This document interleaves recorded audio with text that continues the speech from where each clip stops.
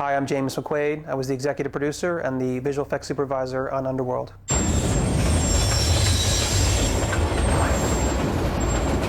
The visual effects supervisor is responsible for everything that isn't captured in camera, or everything that needs to be augmented after production has wrapped, and whether that be using CG, I guess is obviously the most obvious example of what a tool that visual effects uses, but we also used on this picture miniature work. The big car crash, or the car going into the water, was a miniature shoot.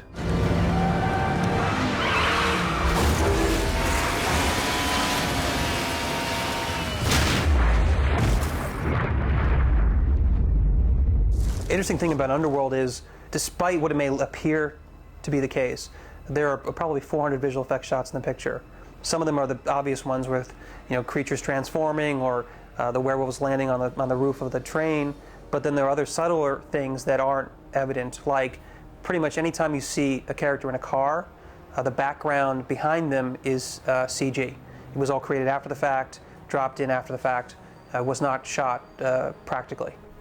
The reason Luma was hired, I'd worked with Luma, pretty much every movie I think Luma's ever done has been with me. So really a great company, and really terrific at CG backgrounds. My name is Payam Shahadi.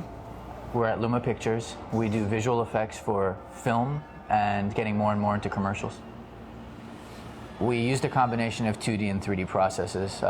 We modeled out everything we needed to model, but then a lot of times, because we knew that speed continuity would be a major issue, we would render out the 3D elements in a single frame, another single frame, another single frame, and we'd stitch them together and then move them around in the comp with different layers to maintain the speed that the client wants.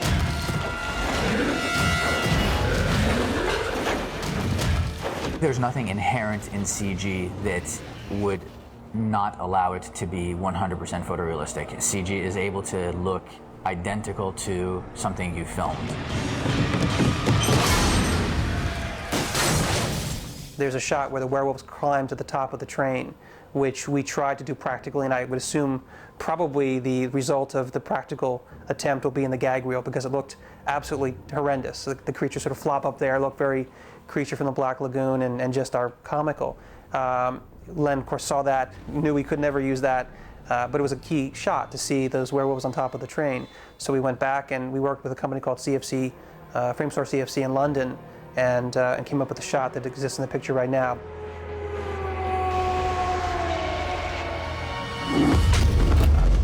I wanted to have a company that could provide the same level of CG, 3D CG expertise that they had done on Dinotopia, and do it at the same sort of price, in essence. So CFC obviously did a brilliant job, and one of the 2 or 3 best 3D CG companies in the world.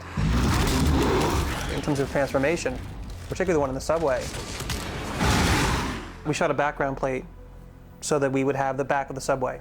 Then we shot the actor Kevin against green, so he would be separated from the background, and he went through all the motions, all the shaking and things that went into the transformation.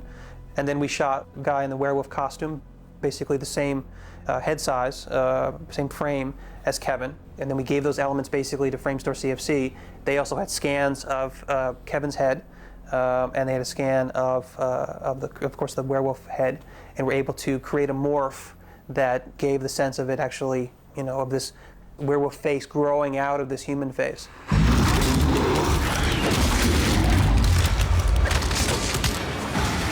I'm Martin Hunter. I was the editor of Underworld.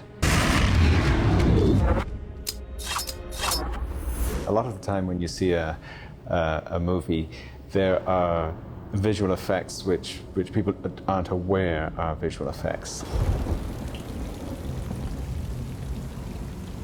The very opening scene of the movie, the jump from the bell tower, you might think that was all stunt work, but it was a combination of stunt work and close-ups of the actual actors and some of the stunt people jumping from the bell towers. The first vampire to jump, Rigel, was actually shot against a green screen for the beginning of the shot.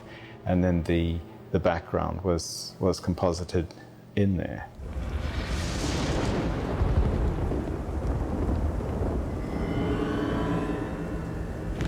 And then there's this great shot of the camera moving in slowly on Scott, and the windscreen is cracking, and the water is pouring into the car.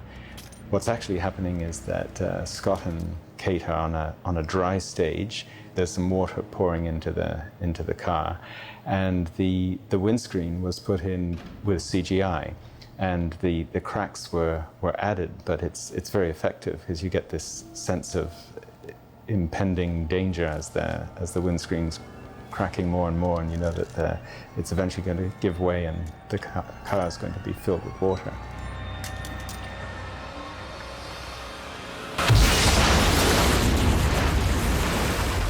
The sequence where Lucian gets hit by the car, the very first I saw of that was some shots of stuntmen jumping up and down on a green trampoline, and it didn't look terribly impressive.